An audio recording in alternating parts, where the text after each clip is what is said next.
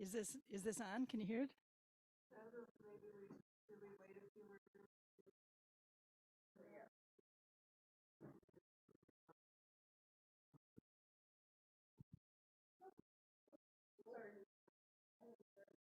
Testing.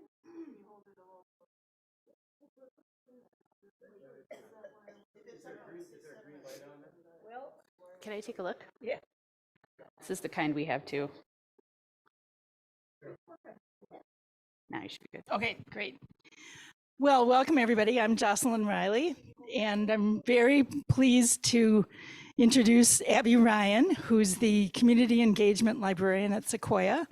Probably a lot of you have seen her there. She assures me she doesn't actually live there, but she is there a lot. We're very happy to welcome you a second time. Third, actually. Oh, was it the third? Second in person. So, Huh. yes. And then once during our pandemic closure. Huh. I didn't realize that. Anyway, if you have questions for Abby, I know she'll be happy to answer them. Or she'll be even happier to tell us how to look up the answers. So, Abby is a graduate of St. Olaf College and UW Law School. No, not UW, I meant library school. Yes, library school. And she's a longtime Madison resident. So welcome, Abby. Thank you so much. Thank you, Jocelyn, for that lovely introduction. Can everybody hear me okay? We can adjust if you need. Is that close enough? That's better. Okay. My hair is getting in the way of the microphone setup. So just let me know if it slips or if the curls get in the way and we can fix that. Well, thank you again for that lovely introduction, Jocelyn. And thank you again for having me back for the third time. I'm always excited to get to talk about Madison Public Library and libraries in general. And it's lovely to get to do it with you, our neighbors across the street from the Sequoia Library. So my name is Abby Ryan. Full name is Abigail. I can go by Abby or Abigail. I use she, her pronouns. I started with the Madison Public Library in 2010. So I just celebrated my 14th anniversary. And then I moved to Sequoia in about the middle of 2018, so about 5.5 years across the street there. I am one of the community engagement librarians at Sequoia Library, which means that not only do you find me in the library a lot doing the center desk and also some programming for all ages, but mostly adults, but I do get to come out of the library and get to meet with groups such as yourselves, participate in community festivals. I am actually the co-lead of the Allied Drive Neighborhood Resource Team. So thank you all for your support of Allied Partners. I know you've been generous supporters for their work. And then I'm also involved in things across our entire library system, such as our Live Well at the Library team that focuses on various programming to support all dimensions of health, whether it's mental health, physical health, financial wellness. And then I'm also participating with the Dane County-wide Beyond the Page Endowment, which is really exciting. That's that perpetual endowment that funds humanities programming across all Dane County's libraries. And we've got some exciting events coming up this year with that support. And I'm also a member of our youth services team. I started in youth services, and even though I don't normally do regular story times anymore, I still can. I did one last week. I will spare you all, although it was a lot of fun. And if you want, we really can do the superhero song, which is very familiar to many of you, as head, shoulders, knees, and toes, except you can make it goggles, cape, and tights and boots, which I'll spare you for now, since this is an adult forum. Although we all need to play too, right? So I've never stopped reading kids' books. I've never stopped playing. I'm passionate about multiple forms of literacy and also about thinking of ways to support dyslexic learners, especially working in a library for those that find it very hard to read, which is not something that our brains actually naturally do. So learning to speak, learning language is something that our brains are wired for, but we actually have to create the brain pathways to learn to read. So just fascinating stuff. I learn something new every day. So on Friday, I learned that the best place to find the Wisconsin specific advanced directive forms is actually on the Wisconsin Department of Health Services webpage, not the Wisconsin Law Library. Who'd have thought? So anyway, a little bit about me. I'm actually here to talk to you a little bit about what's going on in the library world here in Madison. So I've got a few things I'd like to tell you, and then I'm sure you've got some questions for me. Feel free to, pop your hand up, and if you'd like.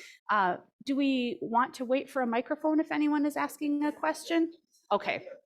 All right, so our wonderful tech team here will be around with a microphone so everyone can hear you. And for those joining online, I apologize, I'm not going to be able to see the chat, but welcome, and please put anything in there. And I know that if you have questions, that'll be conveyed as well.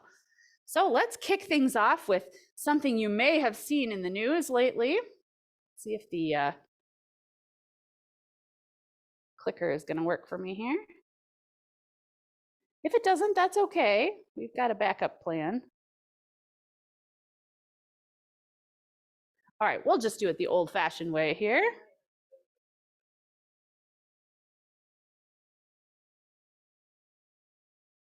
We'll try that. Yes, we're hiring.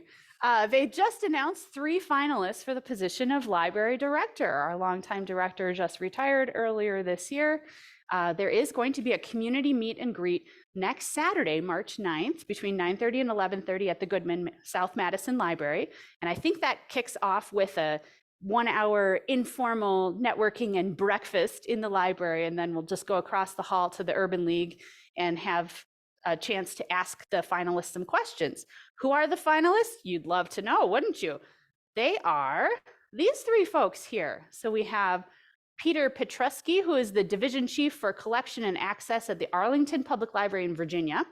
Sarah Townsend, who is currently assistant director of libraries for Suffolk Public Library in Virginia. Weird, Virginia, right? And Tana Elias, who is currently the digital services and marketing manager here at Madison Public Library. So I would encourage you, if this is a discussion you're interested in, they do ask if you would mind registering. That way they'll have enough breakfast for everyone. That would be great, but you don't have to. You can just come and mingle a little bit. And there's also a form on our website where you can submit questions if you're thinking of questions now, or you can submit questions on the day. It will be a moderated discussion, so they'll try to get as many of those questions in as possible. So pretty exciting. And that's about all I know about that at the moment. In addition to this public meeting, they will also be competing in a last round of interviews on Friday.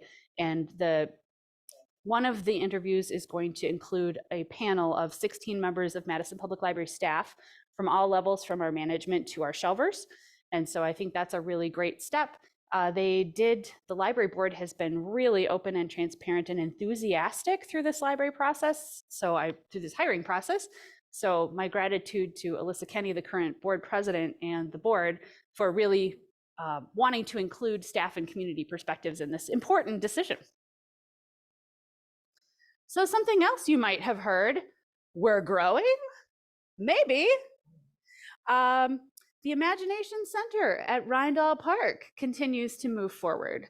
Up next is the construction documents phase, and then they're anticipating to get through design this summer with bidding to follow that.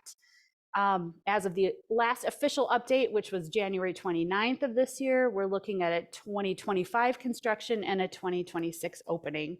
I've included this map here just so you can sort of see, our wonderful lakes are fantastic for Madison, right? But it makes it a real challenge to deliver city services to everyone, right?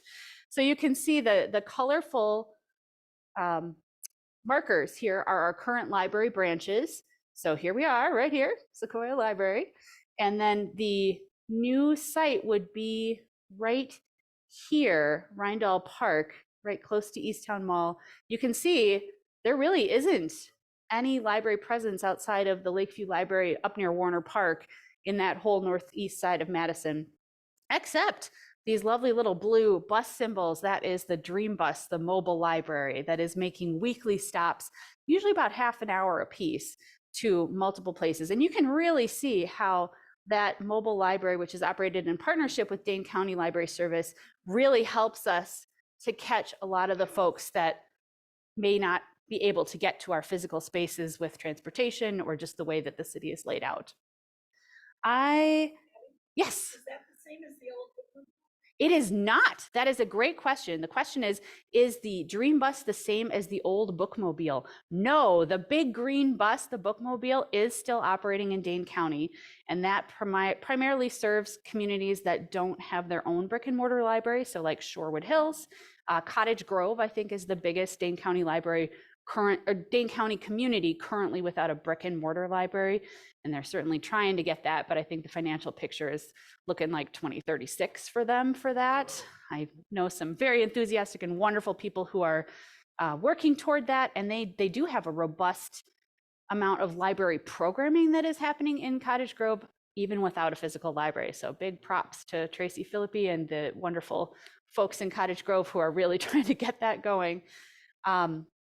The Dream Bus is actually a slightly smaller vehicle. It doesn't require a commercial driver's license. It actually looks just like a really cool little mini bus, and you can actually get on it, and it does have collections on it. And I think it's got an exterior screen and an awning, so it can kind of pop open, and especially it goes to a lot of community events in parks. So you may see it running around town.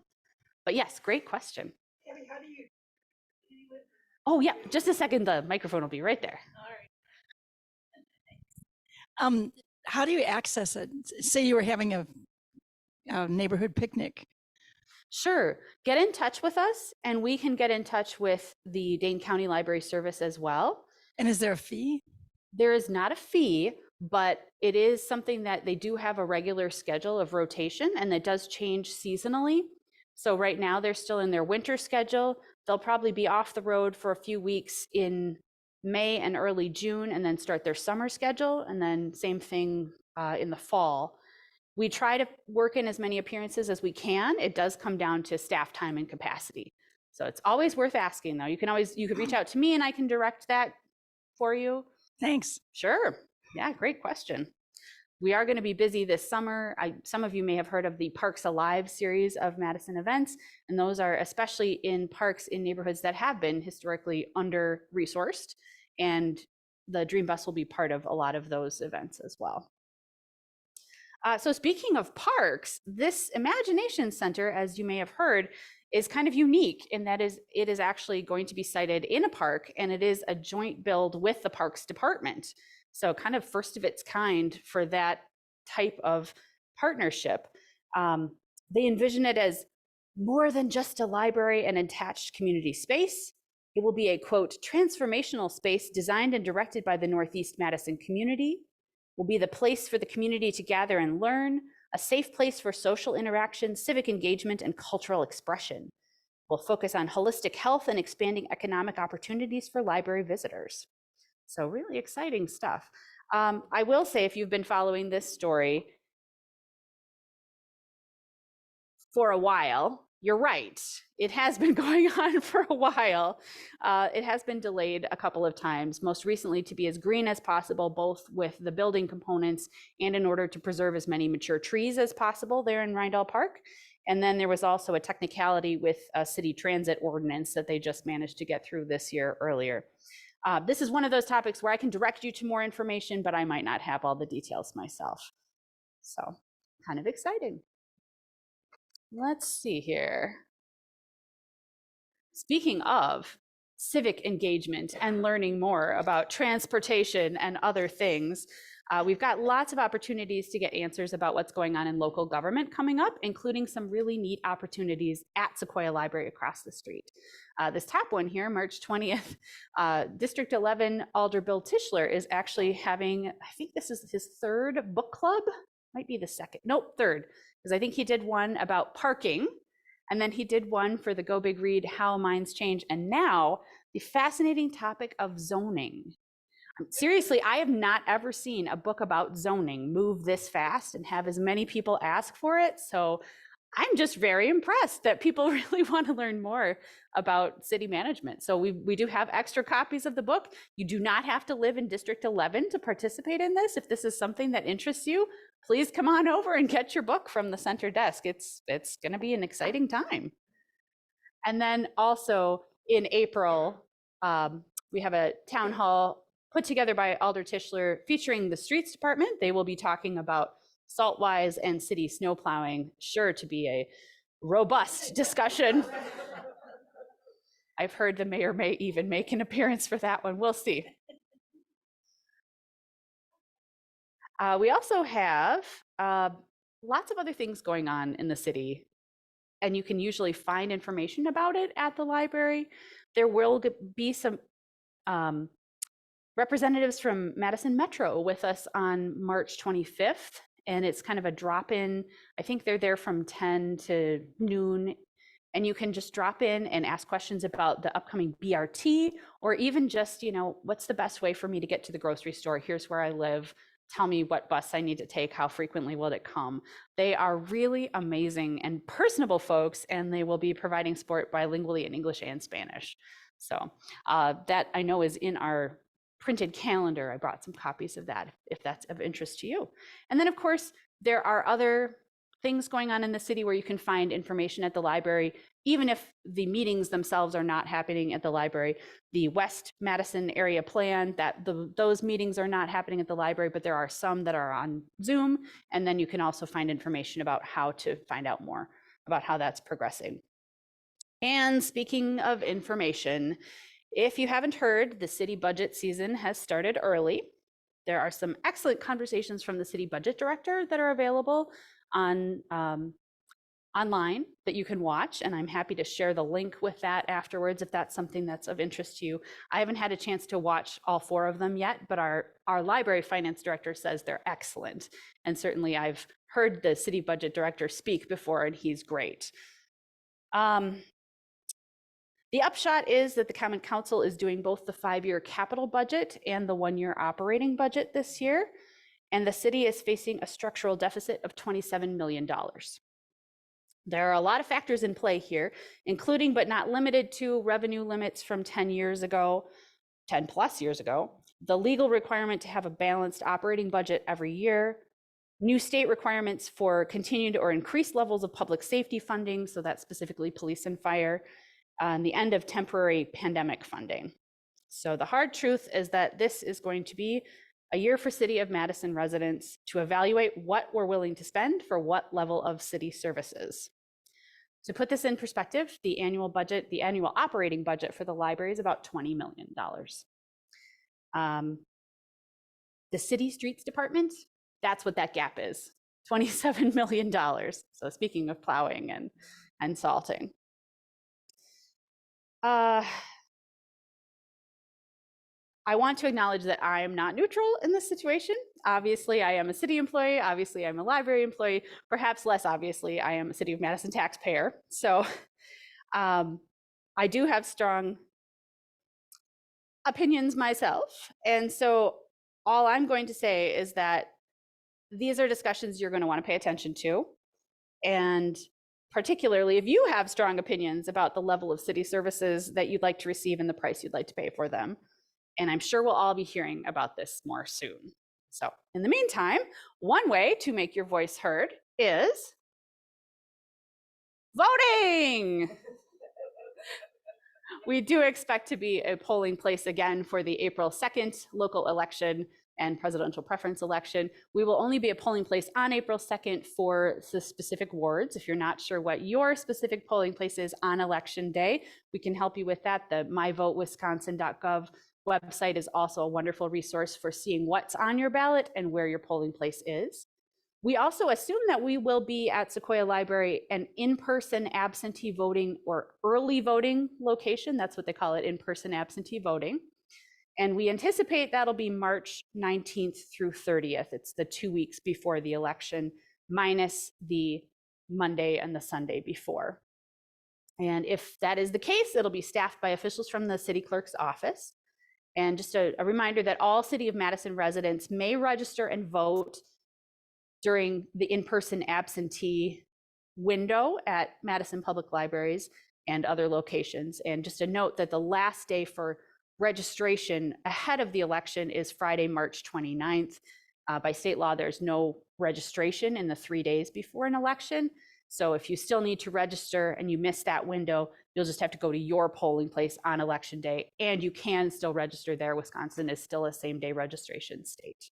So yes, always exciting. Well, speaking of things that are starting and growing, our seed libraries are back. Really exciting. It's a little bit of a misnomer. Seed library just means basically we'd like to give you these seeds. We have purchased them, and it's a combination of national organic vendors and local vendors that we've purchased from, and we are happy to send them off with you to go and grow. We very much appreciate offers to save seeds and return them to us. We just don't have capacity to take and process them. So please pay those forward with other folks, maybe community gardens, maybe other folks who are just getting started with gardening. There's approximately 10 seeds in each packet. If the seeds are very small, we've put in a pinch. So you may get more than 10. And that's 80 different varieties of seeds, including vegetables, flowers, beans, and herbs. So very exciting. At Sequoya Library, we have ours in this beautiful faux library card catalog cabinet. I think it was actually designed to store CDs, but it works beautifully for our seed envelopes. And we have to really acknowledge our volunteers. We had 64 different people donate their time and effort to fill these 8,000 envelopes that are going to be given away. So once they're gone, they're gone. So come on in and get what you're looking for. And this year, it grows a little bit every year. I think we started with 3 Madison Public Libraries, and then last year it was 5, and then 6. And this year, all 8 of our neighborhood libraries are participating. So that would be every library, every Madison Public Library except our big central library has seeds to give away. Very exciting. And what do you do with those seeds when you got them? Well, we can help with that too. We have some great programming coming up in conjunction with the Midvale Heights Neighborhood Association Green Team, specifically around native plants. Now, of course, a lot of the seeds we are giving away are going to be cultivation varieties of vegetables and beans and flowers. But if you're also interested in native plants, we have 2 great events coming up with guest speakers who know what they're doing. If you'd like to learn more about including native plants in your landscaping, please join us for one of these. One is going to be a Saturday morning, March 16th. And for that one, definitely bring your favorite reusable coffee mug, because we're going to have coffee and donuts for that. And then April 4th, not too late to learn about pollinator-safe native plants for the Madison area. Very exciting. And then also inspired by nature, we have a new artist that's going to be starting an exhibition this coming week at the Sequoya Library. Last year, we radically changed how we do art exhibitions in our libraries. It used to be that you would just walk in, come up to the desk, tell me, I'm an artist, I'm interested in having an exhibition. That didn't feel very fair, because sometimes, you're not quite ready to put yourself forward like that. And we figured there was a lot of great art going on that we weren't hearing about. So now we have a new system where we've got most of the year applications are open.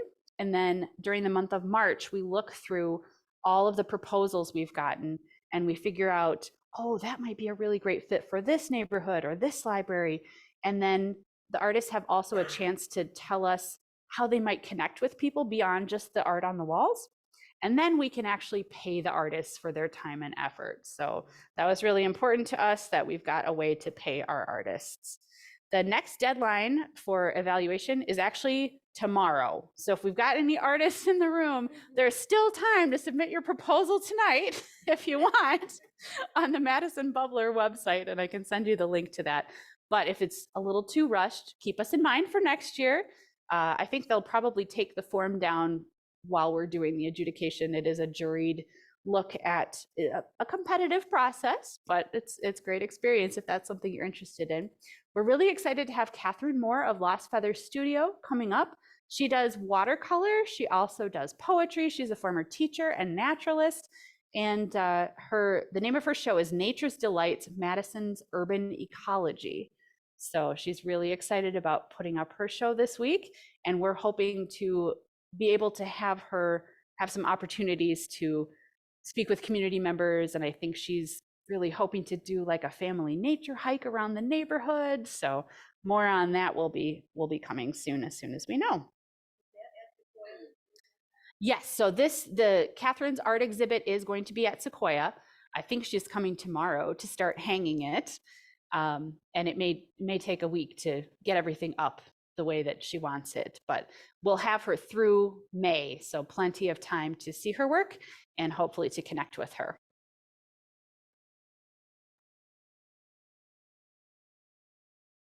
All right. Last year, I got to tell you about the B-cycle station that had just been put in across the street. And so I wanted to remind you that in addition to all of our library materials, our books, our magazines, our audiobooks, our movies, we do have all of these things, our library of things as well. So we talked about seeds and B-cycles. New this year is our happy lights. If you don't know what a happy light is, I brought one. So this one is actually mine. And funny story, this is actually the reason we have happy lights, because our collection manager saw this one and thought it was so great. So we're going to have it. Feel free to shield your eyes if you like. The happy lights are meant to, for those of us who have trouble in the wintertime when the sun is low, getting enough vitamin D and feeling sad all the time, being able to spend some time with exposure to a light like this sometimes can help. So it's just a kind of a bright light. It's not bright enough to, sear your eyeballs or anything, but the idea is that you spend, 10 minutes a day with it kind of in your eye shot, and that helps you deal with the seasonal lack of sunlight a little bit better. So we do have 2 of those at each of our libraries. You'll see a box like this if we have them in, and it'll have a little barcode on it, and you just bring the box up to the desk. They'll pack it with the happy light, and I think you get it for 2 weeks to give it a try. So I think they've been going very well. Most of the time I do see ours is out. So that's why I had to bring my personal one here to show you today. So there are some things that may be in some libraries but are not in others, like portable record players and vinyl records. You can find those at the Monroe Street Library. I know the Central Library has a vinyl record collection as well. But of course, your library card works in all of these different places. And I'm sure some of you already know about the book club kits, which are also housed at Central Library. That is really wonderful. If you've got a book club and you're like, oh, how am I going to get 10 people the same book at the same time? Well, we might have a book club tote bag of all those copies, possibly even with a question guide that you can just borrow for up to 3 months for your book club. So you can ask me questions about that later. That's also on our website. And then I did want to just note across the street, sewing machines. We do have a program that has started over the last year at Sequoia on select Mondays called Simply Stitched. And it started as a community group where folks would bring their sewing machines and gather to just kind of work in camaraderie. And not really an instruction-based program at all, but a chance to just kind of work together, kind of like a knitting circle, but then also a little bit of troubleshooting, perhaps with your sewing colleagues. And so the Sequoia Library did actually purchase 2 sewing machines, which we have on hand during that. And you can register to use one of those during one of those Simply Stitched windows. So if you have questions about that, that's also on our website. I can also answer more. And we've got lots of nice online resources for educators and crafty folks as well. Sometimes we've got some cooking classes that have been recorded. Sometimes we've got content lists for STEM education for 3 to 5-year-olds that if you need some activities, we'll tell you exactly what books we used on particular concepts and what kind of everyday materials that you might already have you could use to work with them. And of course, we've got lots of online resources as well. I think I spoke last year about Libby, which of course has the ebooks and the e-audiobooks, also magazines. And then I know last year we talked a bit about the Canopy streaming service as well. And I did bring some of those brochures here as well. I think the way that they have started keeping track of how much you're watching each week has changed slightly, but the same access to great world cinema, some TV shows, and of course, lots of free kids content is still there. I did want to point out, a lot of folks do know that we have access to consumer reports, both the physical and the online, and that you will have with your library card as well. But we do have access to a lot of digital newspapers and magazines as well. And the way that digital access works with a lot of publishers is they've made a determination of how they're going to make their digital content available. So sometimes it's something that we purchase directly from them, like the New York Times or the Washington Post. We've got a digital subscription that the way that they have it so that we can share that with you is a little cumbersome to get going in, and it doesn't work in perpetuity. You have to keep, it works for like a week and then you have to go sign in again. Obviously, they're trying to make it as easy as possible for you to just buy it yourself, but we love to provide this for you as well. But there are also lots of great ways to read digital magazines too. So the selection in Libby keeps growing. There's also a product called Flipster that we subscribe to, and one called Press Reader, which has newspapers and magazines from around the world, which is really interesting. And then, of course, EBSCOhost, which is a largely research-based, tons of research sources, scholarly journals, and popular magazines as well. We have Transparent Language for a interactive online learning resource for different languages, and then financial and business resources, including Morningstar, Value Line, and Weiss Financial Ratings, and Reference Solutions, which is great if you're developing a business plan as well. Apologies to anybody who uses Morningstar. I think this last week we had a little bit of a blip with our access for that. If there's ever something that you're used to using that you're not getting connected to, please do give us a call, because sometimes things do go slightly wonky with companies' web servers. And as soon as we know about that, we can call them and make sure that access gets restored. So some of these are things that you might have to have your library card set to a home library as a Madison Public Library to access. Some of these are available to folks statewide. So for instance, like Libby is something that is available to everyone in the state of Wisconsin. There's a wonderful program through Wisconsin Department of Public Instruction called Badger Link that sponsors a lot of access to some of these databases. But then there are some things that the library pays for on its own, like Canopy is something that Madison Public Library has heard loud and clear that people want access to streaming video, and this is one that we've been able to get. There are some resources out there that we don't have. I know that there are some other neighboring municipalities who have chosen something like Hoopla instead of Canopy. Just touching on the budget situation, of course, all of these things do come with a cost, and we are constantly trying to balance the cost and access for all the different forms that folks like to consume their information and media in. We don't always get it right. So we love to hear from folks if there's something that you really wish we had, or gosh, why do you have it only online and I want it in paper? Or why do you have it only in paper and I want it online? And sometimes we can do something about that. Sometimes a publisher has made a decision where they're not offering something in a particular format at a particular time. I know that happens a lot with Audible audiobooks. It sort of feels like sometimes things are licensed for a time to Audible, and then maybe, but we can keep our ears open, and we're always happy to look into anything that you're interested in. And then, of course, Ancestry Library, which is in the Madison Public Library buildings only. I know during the pandemic closures, Ancestry did change their model to allow folks access from home, and that was wonderful, and we miss it. But yeah, I don't think that's coming back, unfortunately. So, any questions about some of these online resources? This is the part where folks are usually either really curious or really apprehensive. Yes. Is there any chance that we could develop a Libby book club kind of subscription? I like to listen to audiobooks, and I'm in a book club.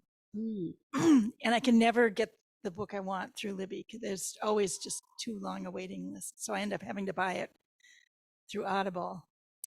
Yeah, that is a good question. I know it's expensive, but yeah, I think that is probably why I don't see that happening anytime soon, that it would be a primarily audio one. I know our collection team is always looking at the lists of things that people are waiting a long time for, and looking at our budget and seeing if there are ways that they can shorten those wait times, including for the digital resources. I know with our book clubs at Sequoya Library, when we have physical books coming in for like our Thursday afternoon or our Wednesday mystery book club that we sponsor, we do try to get multiple formats. And so we do try to provide at least a few copies on audio CD, but I know, yeah, it's really tricky with the digital one. That's a great idea, but I'm not sure that the current pricing model. I will make a note about that though. Thank you. How complete is the Ancestry library? Does it have all the resources of Ancestry or just limited? That's a great question also. I have not had a chance to really sit down and compare how that works with like a paid subscription. I think the look of it is a little bit different from what I've been able to catch over folks' shoulders. I don't actually have enough time to dive into it myself for my own family history. But I think it is pretty complete in terms of like access to records. The piece that I'm not quite sure about is how that interacts with the trees that folks have created. Does that make sense? That I know that all the underlying searchable records are included in there, but I'm just not sure, if I could check on my Aunt Elizabeth's tree that she created through Ancestry Library. That's a great question. I will make a note of that one too. I'd just like to point out that the Historical Society has dedicated genealogical librarians, Yes. and they have access to Ancestry too. Yes. This is the sort of thing where sometimes we're able to use some of the resources that we have, including some of the historical newspapers that we have access to find things. Like we were able to find an obituary for someone. Our folks at the Central Library do a lot of obituary work, but then the librarians at the Historical Society are great resources for really diving into family history, because that is something that they do all day, every day. Someone like me is a good generalist. I know a lot about many different things, but perhaps not very deeply, unless you're looking into the history and repertoire of the clarinet. I'm your girl. But yeah, that is a great question. Audio. All right. Thanks for letting me make some notes on that. On that note, if you have questions setting up your device or questions getting access to something, you can always stop in, especially if you're looking to set up Libby for the first time. Please bring your device in. We may not know exactly, oh, you're going to do this, this, this, and this, but we're happy to kind of poke through it with you and figure out how it works on your particular device. There are so many devices out there right now, right? I mean, I'm using a phone that's 6 years old right now. So it may look a little bit different on each device, but generally we can help you kind of find a way through and do a little bit of troubleshooting. We also have some really lovely technology volunteers at Sequoia Library. Their schedules change a little bit too, but if there's ever something where, sometimes someone will say, why is my email view always doing this? Or my computer now does this when I open it, and I don't know why. Sometimes if you're able to call us ahead of time, we can set aside some time to, again, kind of poke through with you and see if we can figure out what might be going on. We're not Geek Squad. And obviously the rest of the library continues, so we may have to limit the amount of time we can spend together, but we are happy to try to be that first line of problem solving with technology. Because technology is always changing, right? Things are always coming up. New technologies are always coming out. And we don't always have all the answers, but oftentimes we might know somebody who does. So this is a really exciting program that's going to be coming up in April, a chat about ChatGPT. That is everywhere these days. You hear it on the radio. My latest issue of American Libraries just came in yesterday. The cover story is AI, which I didn't have a chance to read before I came today. So we are actually bringing in a local expert, David Bloom, a librarian from the science and engineering side of the UW, who actually is connected also with the UW's Patent and Trademark Resource Center, which is a nationally coordinated program that offers support to entrepreneurs. And he's been tracking developments in generative AI since the popularization of ChatGPT early last year. And he's especially interested in the impact of publicly available generative AI tools and how we search for and engage with information. So we have a library practicum student this semester, and we asked her, hey, do you think we could do a program about Chat GPT? And she said, I know who we should have as a guest speaker. And so we're really excited to have Dave come and join us. I anticipate learning a lot at this program as well. So again, there's always more to learn. And when we don't know, we're happy to ask around and find some experts who can help us out as well. I did also want to share that we do have, of course, a lot of upcoming programs. I know you're all adults here, so I focused mostly on some of our adult programming, but I did want to point out in March, we're kicking off a new Saturday Chinese story time, which is totally in Mandarin. And this is actually provided by a member of the community who came to us and proposed this program. And so we're really excited about having this opportunity for folks to connect in Mandarin.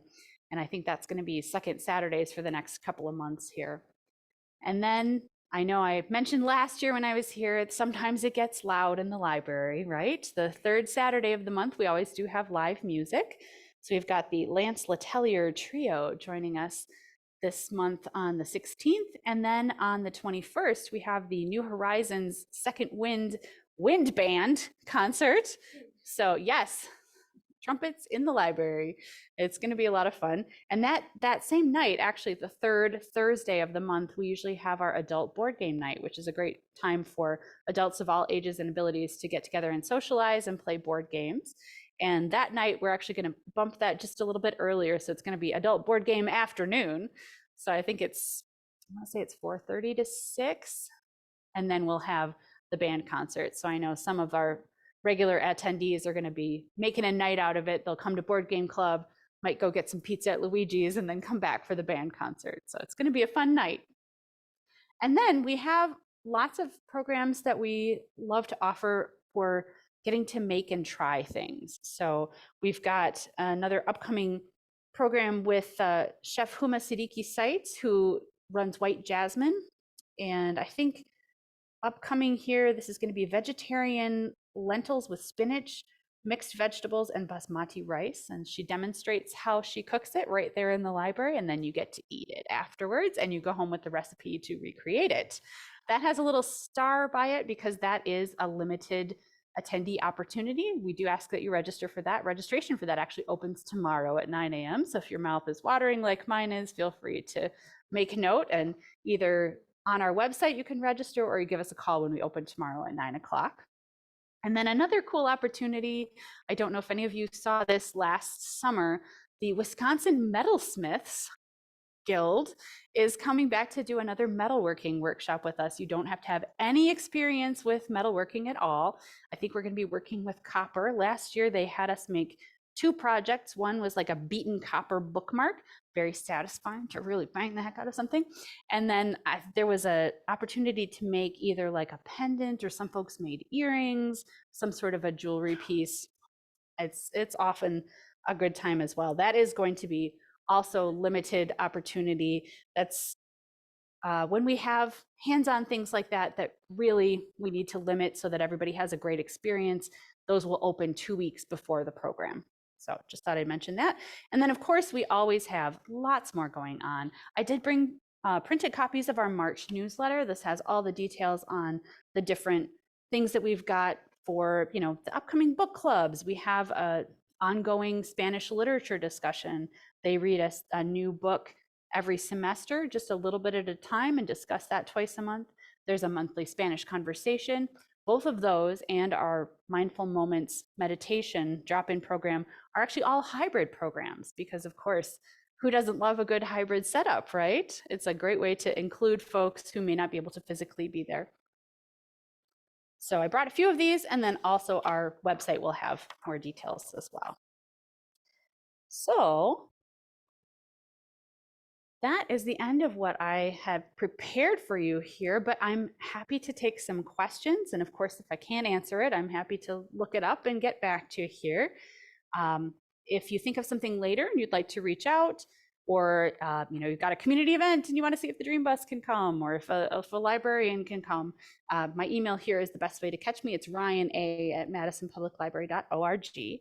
And I need to thank my colleague Rachel, who's also the other community engagement librarian at Sequoia, for choosing these excellent slides from our last staff meeting. Usually I go with our library branded slides, but especially since we were talking about gardens and seeds and native pollinators, I thought this would be a good fit.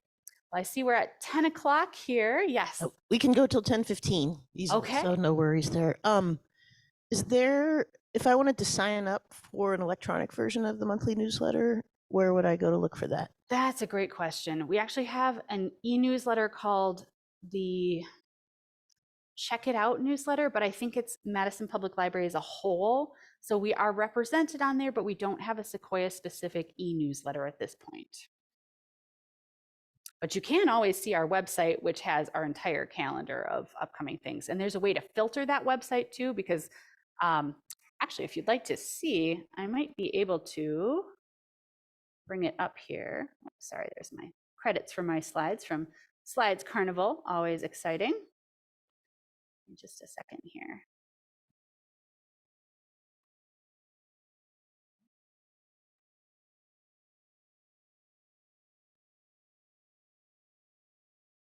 Okay, so here's our Madison Public Library website. In this gray bar over to the side here, this events and classes button here is a great way to get to our events. Sometimes I'll just put all events. I think if you scroll down later in the page, there's a way to select Sequoia, but then here under the library tab, just check Sequoia and go, and then this limits to things that are just across the street here, which, as you can see, there's quite a lot going on. Yes. Have you had any pressure to remove certain books from the library? That is a great question. I was actually just reading up on my news last night of Elkhorn, Wisconsin, where they had the 444 book challenge, and the Kenosha libraries. I was just reading, their board is looking at a proposal to make a separate secure adult content section. The short answer is no. We've had a lot of really great support for the breadth and depth and various perspectives of materials that we offer, and we appreciate that. Even today, I've gotten some lovely feedback, so thank you about the breadth of materials that we have. We do have a very strong collection policy, which you can read on our website. I'm actually just going to pull it up here, and this is under this policies tab here, collection development, which explains what our goal is and how we go about that. We do have a team of selectors that manages our collection. So we do have a process in place for if someone were to be dismayed to find something in the library. And we do affirm the right of parents and caregivers to use libraries with their kids if they're concerned about that. But yes, I think we all know that there's a difference between watching out for one's child and then making unilateral decisions on behalf of everyone. I'm sure you're aware of the author Jerry Apps, who is also a member of this congregation. Oh, I didn't know that. A few years ago, I self-published through Little Creek Press, sort of a devotional booklet based upon Jerry's writings. And it is a non-bestseller, but I tried to donate a copy to the Ashman Library and they refused it. How does one donate a book that could be shelved and not in the adults only section? Thank you for that. Can I ask, did it have a hard binding or a comb binding at all? It's paperback. Okay, but like a glue binding or more of a staple binding? Glued. Okay, that's It's a good very first step. attractive. Yes, as you know, our shelf space is kind of limited. And so part of that collection management team's job is to figure out what can go on those shelves that will serve the greatest number of people at a time. I understand that. I understand that. That said, I think the best way to look into that is we can put you in touch with our collection management team, and certainly we can have them take a look at the item and see if it would fit with the other things that are being offered in the library. Sometimes, even though we know something isn't a bestseller, sometimes having a local author connection is enough to get it on the shelf for at least a little while. We are actually constantly evaluating our materials and how often they go out, particularly at Sequoia across the street. We have lots of very detailed reports, and things that haven't gone out for at least a year are not usually going to be found on the shelf again. But thank you and congratulations. That's wonderful for publishing. That's a big accomplishment. So the short answer is we would get in touch with our collection management team and see if that's something that would fit within the realm of maybe what is already available in that subject area. Great question. Thank you. I have two questions. One is, when will the seeds actually be available? Now. Oh, they're there? Yes, the seeds are out. Yep, the seeds went out yesterday. So, actually, no, sorry, that's Friday. February 29th, messed up all the calendars in my head. So yes, they went out into the little cabinet on Friday. And I've forgotten the other one, sorry. Oh, well, if it comes back.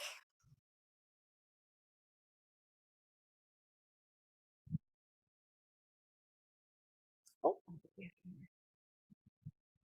When we look up things, we live in Verona, so we have a little different approach of it. When we look up things, can we get to the University of Wisconsin library, or do you have to go through the special librarian at the campus? That's a great question. So the University of Wisconsin libraries are a separate library system.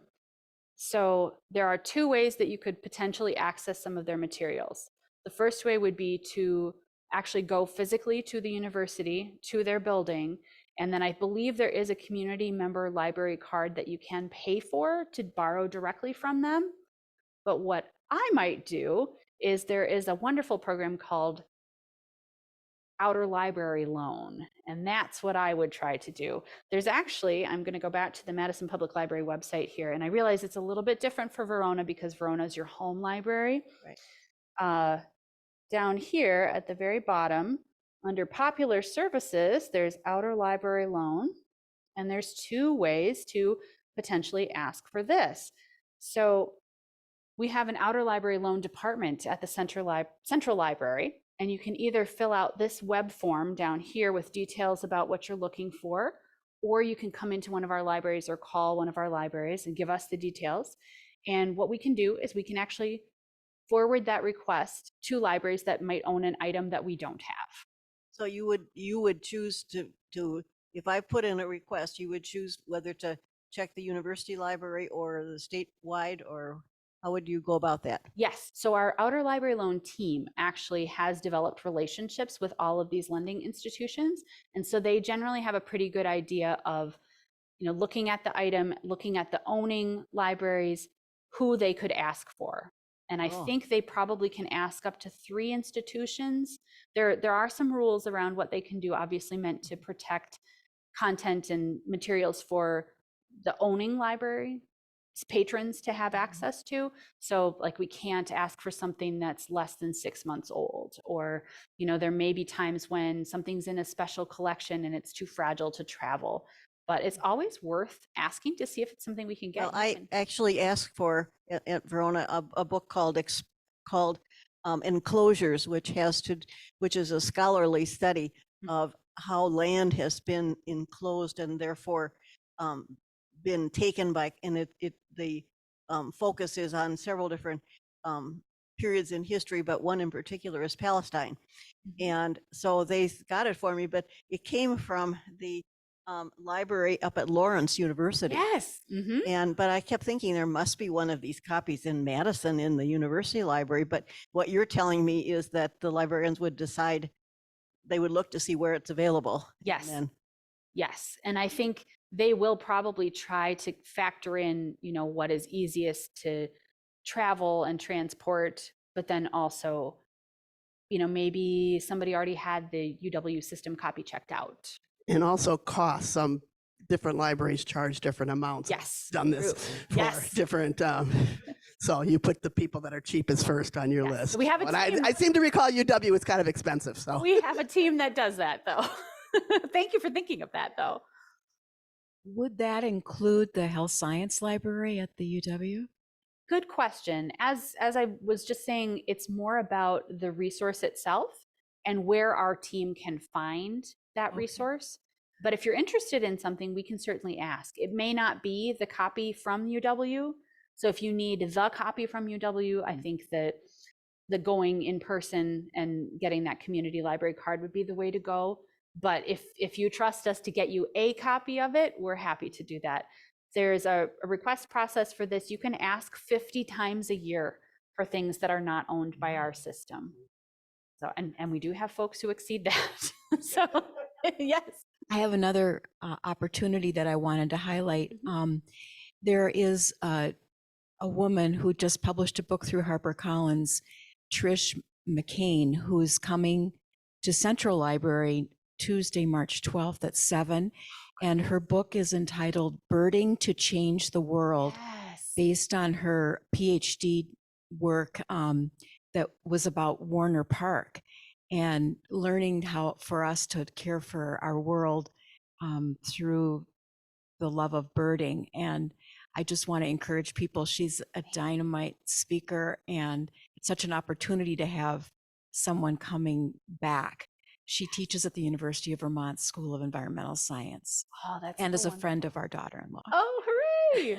Thank you for highlighting that. I realized as I was putting these slides together, I didn't include Wisconsin Book Festival at all, which of course does year-round events. And I think she is coming as a Wisconsin Book Festival featured author.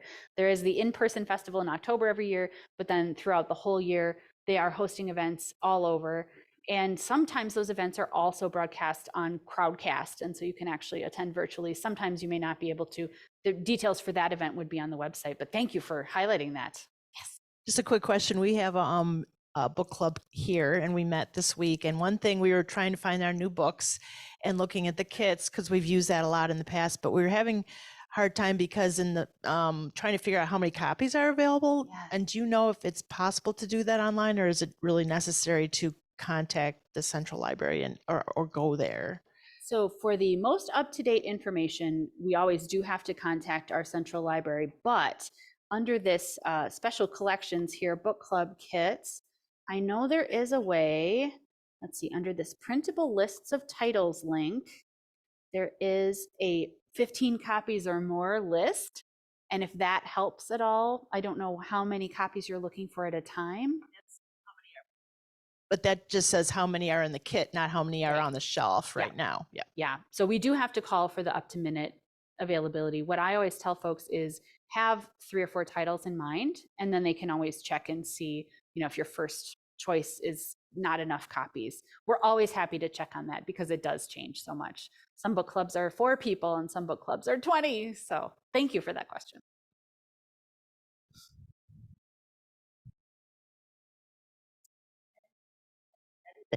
Oh, there we go. Abby, thanks for coming back, and I really appreciate all of this. So, Thank you again so much for having me. Have a wonderful day.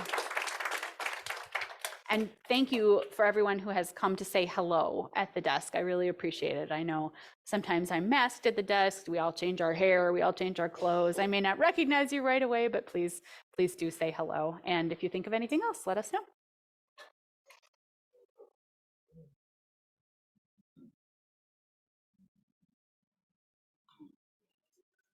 Thank you so much. Oh, my pleasure.